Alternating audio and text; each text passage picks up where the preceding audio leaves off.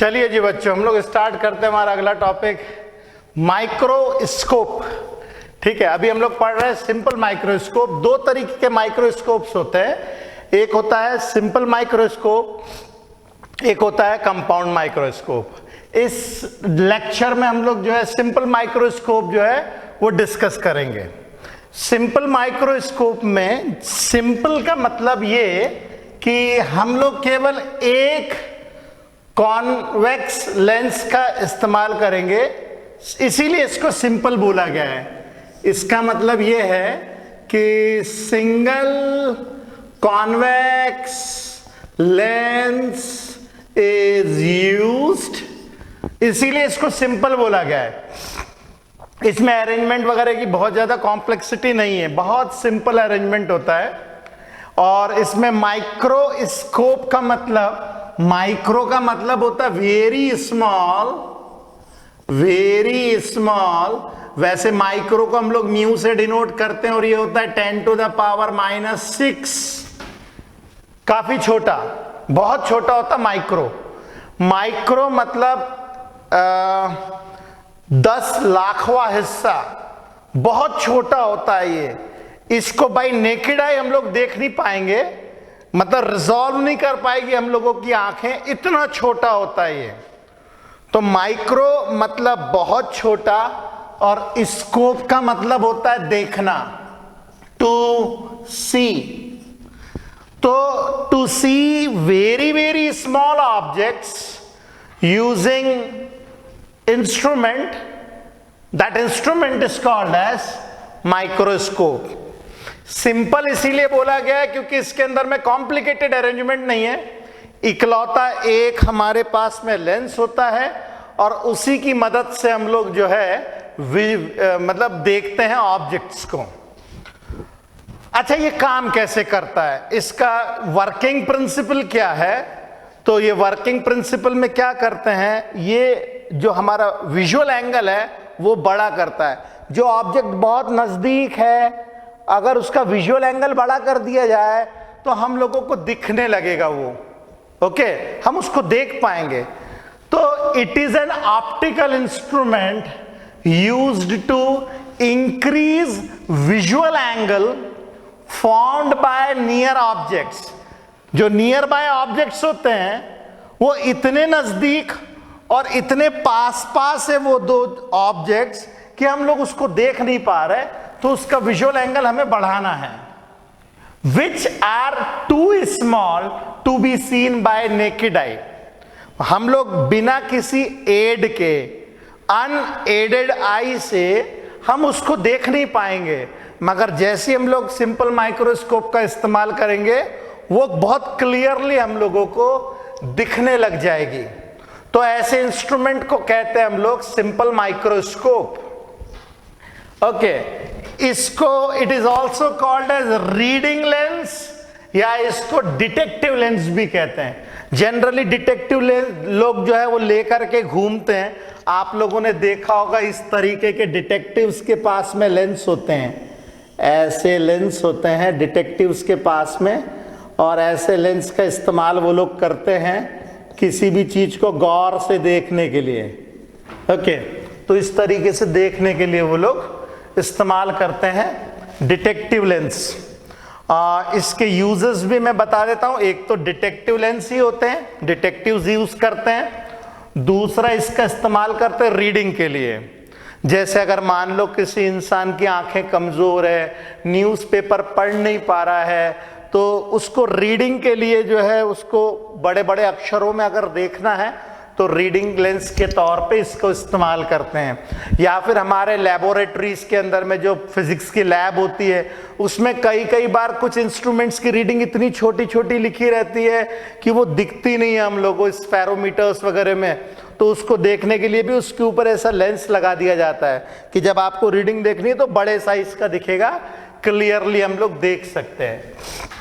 तो reading lens के तौर पे इस्तेमाल होता है। डिटेक्टिव्स इसको इस्तेमाल करते हैं। जो वॉच रिपेयरमैन्स होते हैं, जो घड़ियों को रिपेयर करते हैं ना, तो घड़ियों के अंदर में मतलब छोटे छोटे पार्ट्स होते हैं, काफी इतने छोटे छोटे पार्ट्स होते हैं कि वो हमें भी नहीं दिखेंगे और रिपेयरमैन वो भी तो एक इंसान है, उसको भी नहीं दिखते, तो वो क्या करता है अपने आंखों में एक कटोरे के समान रहता है उसके पास में, उसमें वो लेंस ही लगा रहता है, उसको अपनी आंखों में फिट करता है इस तरीके से और फिर वो गौर से देखता है। सोना चांदी का काम करने वाले लोग हो गए और जो बहुत बारीक वाला काम करते हैं ना, जैसे वॉच रिपेयरमैन हो गए, सोना चांदी रिपेयर करने वाले हो गए, ठीक है, जैसे मान लो अंगूठी में कोई नग लगाना हो तो उसको बड़े ध्यान से देखना पड़ता है, तो उसके लिए वो लोग एक ऐसी कटोरी का इस्तेमाल करते हैं, सॉर्ट ऑफ सिलेंडर जिसके अंदर में एक लेंस लगा रहता है, उसकी मदद से वो लोग देखते हैं।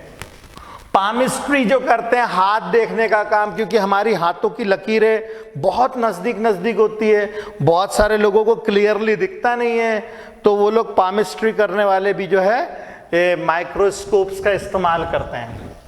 तो बड़ा सिंपल सा अरेंजमेंट है, ऐसा कुछ भी खास नहीं है, बस कुछ एक चीजें आप लोगों को ध्यान में रखनी पड़ेगी। सबसे पहली चीज हम लोग देखते हैं इसमें जरूरत क्या होती है, what is the need of lens. हम लोग जो लेंस का इस्तेमाल करेंगे ध्यान रहे उसका फोकल लेंथ कम होना चाहिए, क्योंकि यदि फोकल लेंथ कम होगी तभी उसकी पावर ज्यादा भी होगी। तो फोकल लेंथ जो है, फोकल लेंथ इसकी जो है, फोकल लेंथ जो है वो कम होनी चाहिए, काफी बहुत कम होनी चाहिए, ताकि इसका पावर जो है वो ज्यादा रहे। अगर आपको ज्यादा पावर का माइक्रोस्कोप चाहिए तो इसके लिए आपको जो है कम फोकल लेंथ वाला लेंस का इस्तेमाल करना पड़ेगा। और इसके साथ में जो खास लॉजिक होता है इसका, इसमें जो लॉजिक है वो ये कि लॉजिक इसका ये रहेगा सिंपल माइक्रोस्कोप का कि ऑब्जेक्ट जो है, object is always kept between optical centre and focus. Focus और ऑप्टिकल सेंटर के बीच में ही आपको ऑब्जेक्ट को रखना है, तभी आपको बड़ी और वर्चुअल साइज की इमेज का फॉर्मेशन मिलेगा। Then only we will get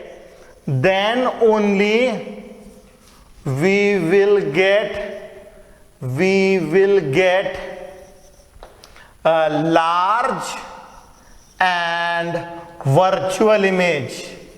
large और वर्चुअल इमेज अगर चाहिए आपको तो ऑप्टिकल सेंटर और फोकस के बीच में ही ऑब्जेक्ट आपको रखना पड़ेगा। चलिए जी, ये तो हो गई सिंपल माइक्रोस्कोप की छोटी छोटी सी बातें। अब हम इसका रे डायग्राम बनाएंगे और फिर इसका मैग्नीफाइंग पावर समझेंगे। ओके, तो चलिए मैं रे डायग्राम बनाता हूं।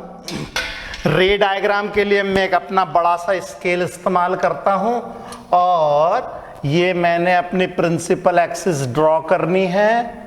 ये मैंने हमारी प्रिंसिपल एक्सिस ड्रॉ करी और इस प्रिंसिपल एक्सिस के ऊपर मैं ले लेता हूं लेंस। हमारा लेंस ये रहा हमारा लेंस। ये मैंने अपना लेंस रखा, ये ऑप्टिकल सेंटर, ये फोकस। जितना डिस्टेंस यहाँ पे है उतना डिस्टेंस यहाँ पे भी होना चाहिए। ये रहा हमारा फोकस। अब हम लोगों को, जैसे हमने बोला, ऑब्जेक्ट हमेशा हम लोग फोकस और ऑप्टिकल सेंटर के बीच में ही रखेंगे। ऑप्टिकल सेंटर और फोकस के बीच में ही ऑब्जेक्ट रखना है। तो ये मैंने अपना ऑब्जेक्ट रखा ऑप्टिकल सेंटर और फोकस के बीच में। इसको मैं नाम दे देता हूं A, B। ठीक है, अब यहां से दो रेज निकलेंगी। पहली रे जो निकलेगी वो जाएगी प्रिंसिपल एक्सिस से पैरेलल और ये चली जाएगी फोकस से, कुछ इस तरीके से।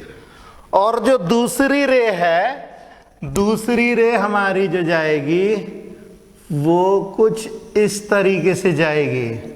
अब आप देख सकते हो कि ये दोनों रेस तो कभी जिंदगी में नहीं मिलने वाली है, ये तो दोनों रेस कभी जिंदगी में नहीं मिलने वाली है। मगर जो इंसान यहां से देख रहा होगा, जो इंसान यहां से देख रहा होगा, उसको ऐसा प्रतीत होगा कि ये दोनों की दोनों लाइट रेस जो है वो कहीं तो भी तो पीछे मीट कर रही हैं। ये मैं पीछे जरा इसको बैक ट्रेस करता हूं, ये इस तरीके से ये मैंने बैक ट्रेस करा, और मैं दूसरी जो ब्लू कलर की जो रे है उसको भी बैक ट्रेस कर देता हूं, इसको भी बैक ट्रेस कर देता हूं, और ये ऐसा प्रतीत हो रहा है जैसे ये यहां पे मिलेंगी, ये कुछ इस तरीके से। ठीक है, तो हमारा जो ऑब्जेक्ट है ए बी, उसके करस्पॉन्डिंग जो हम लोगों को इमेज मिलेगी वो मिलेगी कहीं तो भी तो यहां। ये हमारी इमेज वर्चुअल इमेज है, बड़े साइज की इमेज है। मेरा ऑब्जेक्ट है ए बी और इमेज हम लोग ले लेते ए डैश बी डैश, ये मेरी इमेज बनी। ठीक है, हम लोग ये एज्यूम करके चलेंगे कि हमारी आंखें लेंस के बहुत नजदीक है। ये आपको एजम्पशन लेना पड़ेगा, ये एज्यूम करके चलना पड़ेगा। मैं लिख देता हूं, ये आपको एजम्पशन लेना पड़ेगा कि our eyes are very near to lens के बहुत नजदीक है। मतलब जो मैंने आंखें यहां पे दिखाई है एक्चुअल में बहुत लेंस के नजदीक है। तो सारे डिस्टेंसेस हम लोग ऑप्टिकल सेंटर से ही मेजर करेंगे। तो सारे डिस्टेंसेस, ऑल द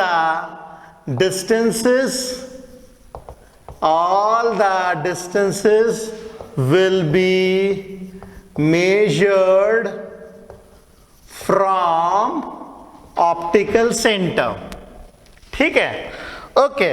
तो अब यहां पे अगर इमेज मुझे दिख रही है, अगर मुझे यहां पे इमेज दिख रही है, तो मुझे सबसे बड़ी और सबसे अच्छी इमेज जो दिखेगी वो तभी दिखेगी जब ये इमेज मेरे least distance of distinct vision पे बने।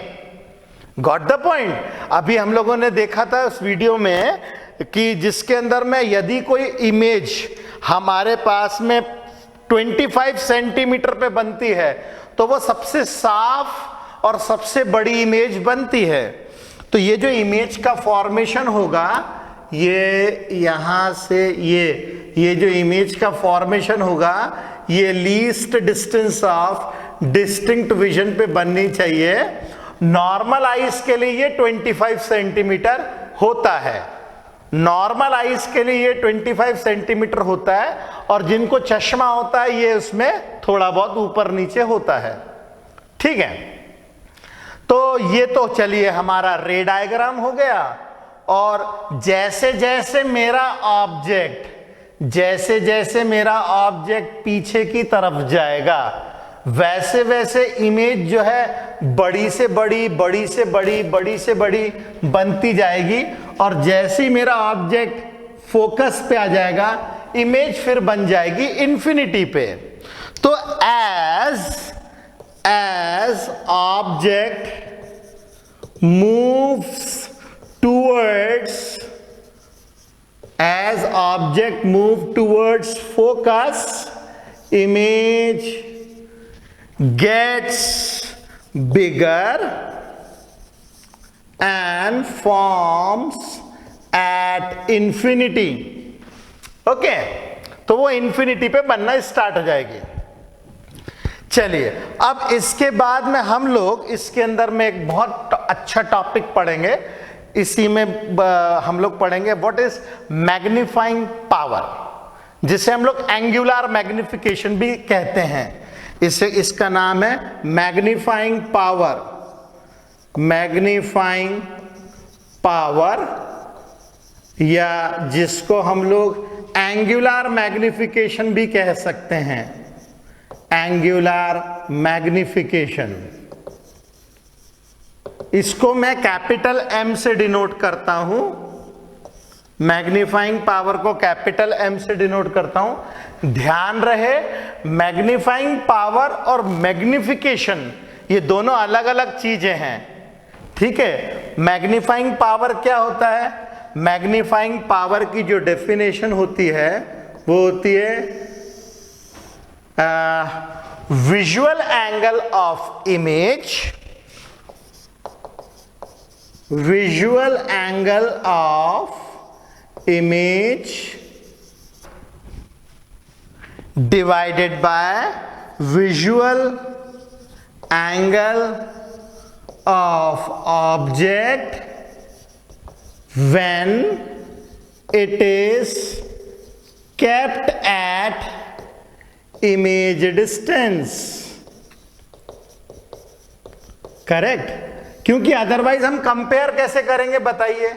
जैसे मेरे पास जो ऑब्जेक्ट है वो ये है और इसकी एक मैग्नीफाइड इमेज बनती है यहां, तो हम लोग यहां पे जो एंगल मेजर करेंगे वो यहां से मेजर करेंगे, ऑप्टिकल सेंटर और प्रिंसिपल एक्सिस के साथ में ये एंगल मेजर किया जाएगा। ये एंगल जो है वो इमेज के साथ में है, तो इसको मैं नाम दे देता हूं बीटा, इसको मैं नाम दे देता हूं बीटा। और विजुअल एंगल ऑफ इमेज जो है इसको हम लोग बीटा से ही डिनोट करते हैं। और visual angle of the object when it is kept at image distance. अब मैं क्या करूंगा, मैं इस ऑब्जेक्ट को यहां से ऐसे ऐसे ऐसे करके इमेज डिस्टेंस पे लेकर के जाता हूं। मैं बाय यहां पे लिख देता हूं। मैं ऑब्जेक्ट की प्रोजेक्शन लेकर के जाता हूं ऐसे ऐसे करके, और यहां पे मैं रख देता हूं हमारा ऑब्जेक्ट। इसका नाम दे देते हैं ए डबल डैश, इसका नाम दे देते हैं ए डबल डैश। क्या लिखा हमने? Visual angle of the object when it is kept at image distance. Otherwise हम कंपेयर कैसे करेंगे ना, कंपेयर करना हो तो हमें ऐसा करना ही पड़ेगा। तो अब इसमें मेरे पास जो एंगल फॉर्म होता है, देखिए जरा, ऑब्जेक्ट का जो एंगल फॉर्म होता है जब मैंने उसको इमेज डिस्टेंस पे रखा, तो वो एंगल फॉर्म होता है कुछ ऐसा, ये एंगल फॉर्म होता है, करेक्ट। इस एंगल को मैं बोल देता हूं अल्फा। ये विजुअल एंगल का, विजुअल एंगल ऑफ ऑब्जेक्ट है। और जब मैंने ऑब्जेक्ट को रखा है इमेज डिस्टेंस के ऊपर, तो ये हो जाएगा हमारे पास में अल्फा, ठीक है। ध्यान रहे हम लोग निकाल रहे हैं मैग्नीफाइंग पावर, और ये मैग्नीफाइंग पावर जो है वो एंगल्स का रेशियो है, जबकि मैग्निफिकेशन जो होता है height of image upon height of object होता है। जो मैग्निफिकेशन हम लोग बोलते हैं, मैग्निफिकेशन जो बोलते हैं जिसको हम लोग स्मॉल m से डिनोट करते हैं, that is height of image upon height of object. ये हाइट का रेशियो है, ये एंगल का रेशियो है, ओके। नॉर्मल लेंस के केस में जो मैग्निफिकेशन होती है उसको स्मॉल m से डिनोट करते हैं, और इसे हम लोग कैपिटल M से डिनोट करेंगे, करेक्ट है। अच्छा जी, अब इसके बाद में ये जो विजुअल एंगल हम लोगों ने पाया है, ये जो विजुअल एंगल पाया है वो लेंस के बाद पाया है, करेक्ट है। तो ये जो विजुअल एंगल है वो एडेड आई है, मतलब ये जब माइक्रोस्कोप का इस्तेमाल कर रहे हैं तब ये एंगल मिला है, अदरवाइज तो हमें जो एंगल मिल रहा था वो ये एंगल मिल रहा था यहां पे, ठीक है। तो मैग्नीफाइंग पावर जो है वो आ जाएगा visual angle of image divided by visual angle of object when it is kept at image distance. अब हम लोग, चूंकि मैंने पहले आपको बताया फोकल लेंथ इसका छोटा होता है, फोकल लेंथ छोटा है। तो ये, और ऑब्जेक्ट भी बहुत छोटे छोटे हैं, ऐसा नहीं बड़े बड़े ऑब्जेक्ट देख रहे हैं हम लोग तो बहुत छोटे छोटे ऑब्जेक्ट्स देख रहे हैं। तो अगर बहुत छोटे छोटे ऑब्जेक्ट्स देख रहे हैं तो ये अल्फा और बीटा भी बहुत छोटे छोटे होंगे, ठीक है। तो as we are looking at very very small objects, ऐसे सिचुएशन में हम बीटा को जो है वो लिख सकते हैं tan बीटा, और अल्फा को जो लिख सकते हैं वो लिख सकते हैं tan अल्फा, ठीक है। ऐसा क्यों लिख रहे हैं? क्योंकि when theta approaches to 0 tan theta approaches to theta. तो चूंकि एंगल बहुत छोटा है तो इसीलिए हम लोगों ने थीटा को tan थीटा लिख दिया है, ओके। तो चलिए जी, अब हमारे पास में नया फॉर्मूला आ गया है, magnifying power is tan beta upon tan alpha. अब मैं tan बीटा की वैल्यू निकालता हूं। tan बीटा की वैल्यू मैं लेता हूं in triangle ABO। In triangle ABO tan beta कितना आ जाएगा? Perpendicular AB upon BO। तो ये आ जाएगा हमारे पास में AB अपॉन BO, है ना। और tan अल्फा आएगा A double dash B dash upon B dash O। A double dash B dash upon B dash O, okay. हम लोगों ने इस ट्राइंगल के अंदर में ABO में tan बीटा लिया परपेंडिकुलर अपॉन बेस, और A double dash B dash O triangle में लिया है tan alpha is equal to perpendicular upon base. Perpendicular है A double dash B dash और बेस है B डैश O, ठीक है।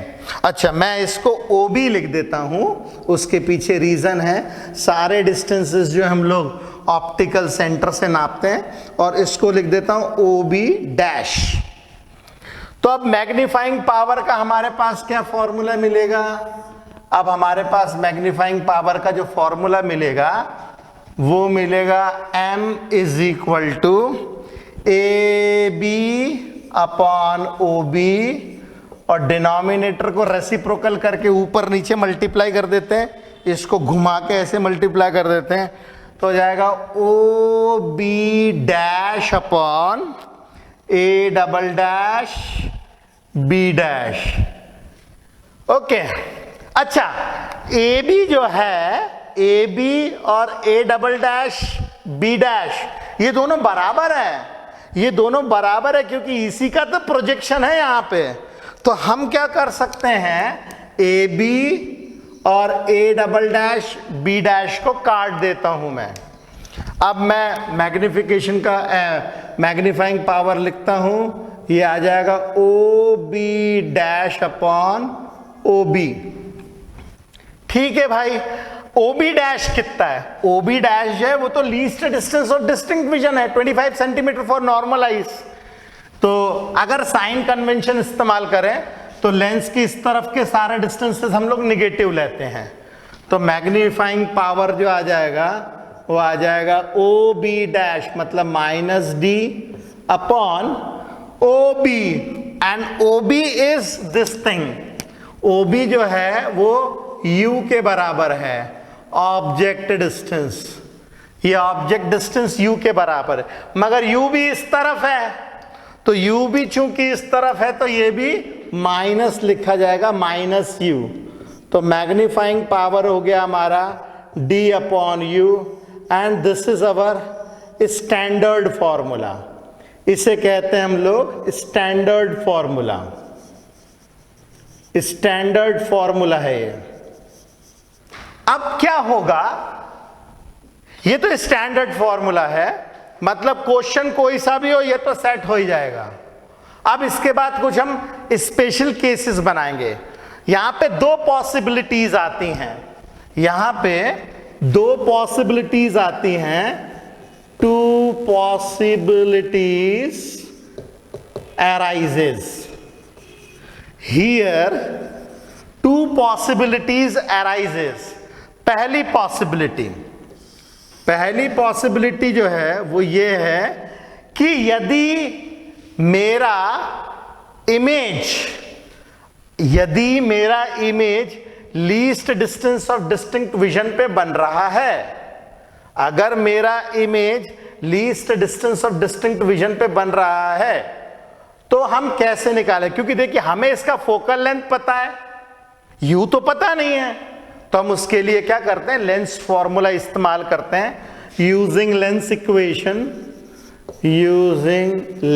इक्वेशन, और वो होती है 1/f is equal to 1/v minus 1/u। Okay, अब मैं इसमें क्या करता हूं, साइन कन्वेंशंस का इस्तेमाल कर लेते हैं हम लोग। साइन कन्वेंशन का इस्तेमाल करेंगे तो हम लोग लिखेंगे 1/+f is equal to 1/v की जगह पे तो d है, minus d is equal minus 1/-u, क्योंकि ऑब्जेक्ट डिस्टेंस निगेटिव आएगा लेफ्ट हैंड साइड में, इमेज डिस्टेंस भी निगेटिव आएगा और फोकल लेंथ होती है पॉजिटिव। तो हम लोगों को मिलेगा 1/f is equal to -1/d plus 1/u। ठीक है, मगर मेरे पास जो मैग्नीफाइंग पावर का फॉर्मूला दैट इज d/u, वो है d/u। तो मैं इस पूरी इक्वेशन में क्या करता हूं, d से मल्टीप्लाई कर देता हूं, multiply entire equation by d, multiply entire equation by d। पूरी इक्वेशन को मैं d से मल्टीप्लाई कर दूंगा तो आ जाएगा d/f is equal to -1 plus d/u, और d/u ही तो हमारा मैग्नीफाइंग पावर है, तो 1 को इधर से इधर ले गए, 1 plus d/f is equal to d/u। तो d/u चूंकि मैग्निफिकेशन है, since d/u is magnifying power, तो हम लोग लिख सकते हैं magnifying power m is equal to 1 plus d/fe, hence magnifying power is equal to 1 plus d/f। अच्छा, इसके अंदर में हम लोगों ने जो है पहली पॉसिबिलिटी के अंदर में हम लोगों ने ऑब्जेक्ट की जो इमेज बन रही है वो बन रही है at least distance of distinct vision. तो पहली पॉसिबिलिटी के अंदर में हम लोगों ने जो इमेज जो बनाया है, image is at least distance of distinct vision, इसका मतलब सबसे मैक्सिमम स्ट्रेन्ड आईज हैं, क्योंकि इसके अंदर इमेज बनेगी तो आंखों को तो बहुत ज्यादा परेशानी होने वाली है, तो ये सबसे ज्यादा स्ट्रेन्ड आईज हैं। इस केस में हमारी आंखें जो है मोस्ट स्ट्रेन्ड आईज, ये सबसे ज्यादा स्ट्रेन्ड आईज है। ठीक है, STRAIN, स्ट्रेन्ड आईज, सबसे ज्यादा स्ट्रेन्ड आईज रहेगी इस केस में। ये हो गई हमारी पहली पॉसिबिलिटी। अब हमारी दूसरी पॉसिबिलिटी ये है कि इमेज जो है, image is formed at infinity. अब ये जो इमेज जब इंफिनिटी के ऊपर फॉर्म होगी, इमेज जब इंफिनिटी के ऊपर फॉर्म होगी तो सबसे ज्यादा मोस्ट रिलैक्स्ड आईज रहेगी, सबसे ज्यादा रिलैक्स्ड आईज रहेगी ये इस केस में, सबसे ज्यादा रिलैक्स्ड आईज, क्योंकि इमेज बन रही हमारी इंफिनिटी के ऊपर, उसको देखने में कोई समस्या ही नहीं है। तो ऐसे सिचुएशन में मैं यूज करूं lens equation 1/f is equal to 1/v minus 1/u, sign convention का इस्तेमाल करेंगे 1/+f is equal to 1/-infinity minus 1/+ u जो है ऑब्जेक्ट डिस्टेंस, ऑब्जेक्ट डिस्टेंस जो है वो मेरा निगेटिव ही रहेगा, -u। ठीक है, तो अब ऐसी सिचुएशन में 1/∞ तो होता है 0, तो 1/f is equal to 0 plus 1/u। पूरी इक्वेशन को मल्टीप्लाई कर देते हैं d से, मल्टीप्लाई बाय d, तो d/f is equal to d/u। d/u क्या होता है? वो तो मैग्नीफाइंग पावर होता है, तो d/f is m, magnifying power आ जाएगा d/f। तो ये दो केसेस बनते हैं हमारे। पहले केस में जिसके अंदर में सबसे ज्यादा स्ट्रेन्ड आईज रहेगी, क्योंकि आप इमेज देख रहे हो 25 सेंटीमीटर पे सीलियरी मसल्स काम कर रही हैं। ठीक है, हाँ बड़ा बड़ा जरूर दिख रहा है, बड़ा बड़ा जरूर दिख रहा है, मगर स्ट्रेन्ड आईज हैं। दूसरे केस में इमेज इंफिनिटी पे दिख रही है, आंखें मगर स्ट्रेन्ड इसके अंदर में नहीं है। हाँ डेफिनेटली इमेज की क्लैरिटी उतनी अच्छी नहीं होगी जितनी अच्छी इसके केस में होगी। तो यहां पे दो केसेस बनते हैं हमारे, रेंज 25 सेंटीमीटर टिल इंफिनिटी। तो ऐसी दो पॉसिबिलिटीज के लिए अलग अलग फॉर्मूले आते हैं, एक आता है 1 + d/f, एक आता है d/f। आई होप ये समझ में आया होगा। इसको आप फटाफट लिखिए, फिर हम अगले टॉपिक पे चलते हैं।